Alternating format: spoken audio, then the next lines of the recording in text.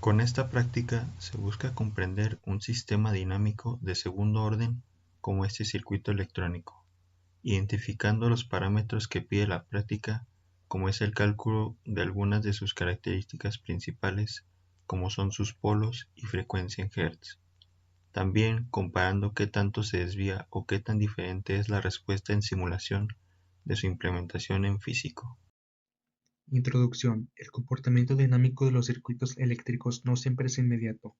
En muchos casos, la salida de un sistema presenta variaciones transitorias antes de alcanzar un estado estable. Los sistemas de segundo orden son un claro ejemplo de ello, ya que pueden exhibir oscilaciones, amortiguamiento y cambios en la amplitud dependiendo los valores de sus componentes y de la ubicación de sus polos en el plano complejo. En esta práctica se analizó un circuito cuya respuesta corresponde a un sistema de segundo orden, con el propósito de comprender cómo influyen las resistencias y capacitores en su frecuencia natural y en su comportamiento transitorio. A partir del modelo matemático se determinaron los polos del sistema y resistencias. Posteriormente, se verificó su funcionamiento tanto en simulación como de manera experimental. Diagrama y componentes. En este circuito requiere sacar la R1 o R2, así como el capacitor 1 y capacitor 2, usando una condición de que el capacitor ocupa ser mayor a 10 microfaradios y menor a 100 microfaradios, pero aquí hay una excepción, ya que si usamos esta condición no vamos a obtener una resistencia mayor a 1 kilo, así que en este caso se va a ocupar el capacitor de 1 microfaradio.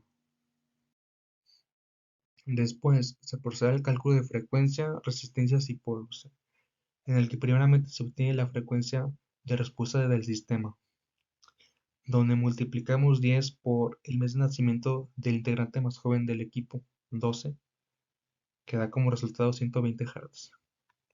Al tener esta frecuencia obtenemos omega, en el que su fórmula es la siguiente: omega es igual a 2 por frecuencia por pi. Sustituimos y nos da 753.9822 radianes sobre segundo. Tomando en cuenta la siguiente fórmula, omega es igual a 1 sobre Rc. Si despejamos R, nos queda R es igual a 1 sobre omega c. Sustituimos, queda 1 sobre 753.9822 radianes sobre segundo por 1 microfaradio, en el que nos da una resistencia de 1326.29 ohms. Posteriormente, obtenemos los polos. Esto se realiza mediante la resolución de esta ecuación cuadrática usando la fórmula general. Sustituimos y nos queda como resultado más o menos 1 sobre R por I. Pero recordemos que omega es igual a 1 sobre R y nos queda como más o menos 753.9822 por I. Pero si nos percatamos, este sistema es marginalmente estable, ya que posee una parte real y una parte imaginaria.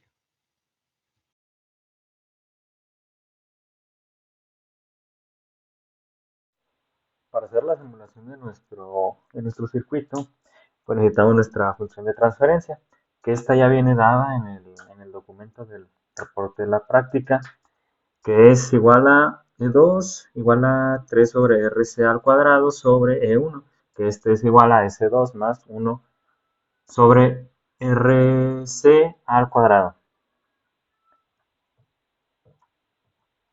Y pues nosotros elegimos como el valor del capacitor de 1 microfaradio. Y pues calculando la resistencia que pues ya se calculó anteriormente, nos da un valor de 1326 ohms. Y ya reemplazando esos valores dentro de nuestra función de transferencia, nos da esto de aquí, que sería 1.706.216 sobre S cuadrada más 568.738. Y pues aquí ya ponemos nuestra simulación en Simulink. Y viendo el osciloscopio, pues nos dan esta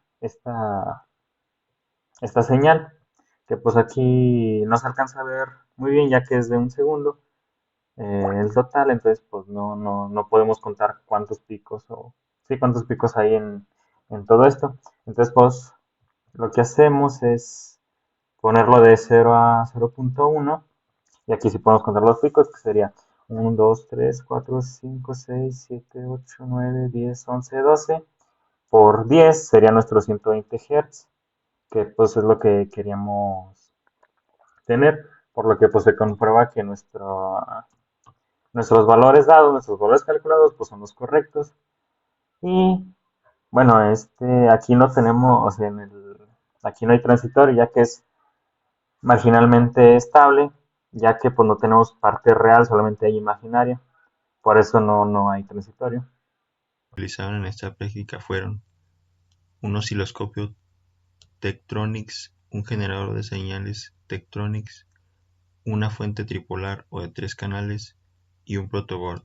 Los materiales para armar el circuito son dos capacitores de 1 microfaradio, un amplificador operacional de propósito general 741, una resistencia de 15 kΩ para RA, dos resistencias de 33 kΩ y 330 kΩ en paralelo para RB y cables para las conexiones correspondientes.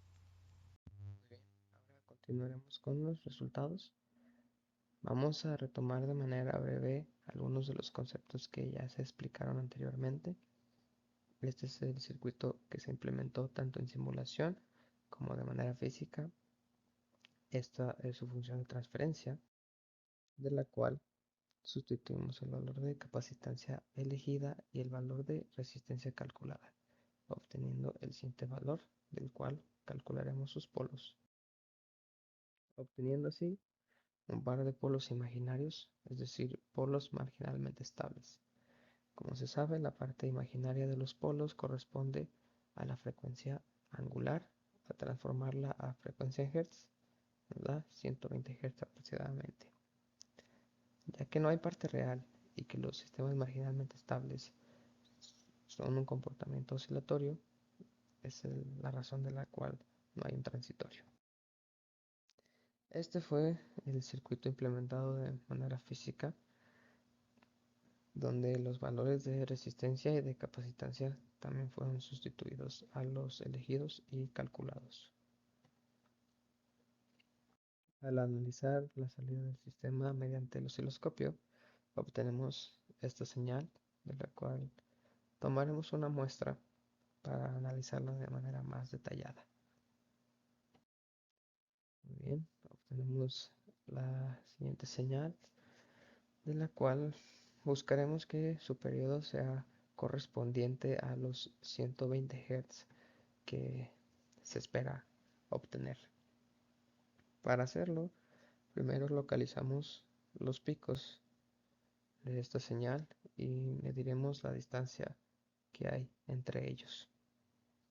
La escala que nos marca el osciloscopio para cada de estos recuadros es de 2.50 milisegundos. Cada recuadro está dividido en 5 secciones, por lo que podemos deducir que cada uno de los puntos equivale a 0.5 milisegundos. Como podemos observar, la distancia que hay de pico a pico es de 3 recuadros completos, un punto y una fracción, no llega a los 2 puntos, por lo cual podemos deducir que el periodo es aproximadamente 8.33 milisegundos. Al calcular la frecuencia en Hz correspondientes a ese periodo, obtenemos aproximadamente los 120 Hz que estábamos buscando. Y ahora, para concluir con nuestra práctica, recapitularemos un poco los resultados obtenidos a través de la misma. Partimos primero del cálculo de la resistencia. Se elige un valor de capacitancia para posteriormente obtener la resistencia, que corresponde a la frecuencia que se nos proporcionó desde un principio, que es de 120 Hz. El primer valor obtenido es mediante la simulación. Se implementa esa función de transferencia en el simulador, se sustituyen los valores de capacitancia y de resistencia, se analiza el osciloscopio dentro del simulador y obtenemos la señal de salida, la cual se deduce que tiene una frecuencia de 120 Hz, que es lo que estábamos buscando. De la parte del simulador obtenemos que o deducimos que la resistencia fue calculada de manera efectiva. Ahora hacemos lo mismo pero de manera física.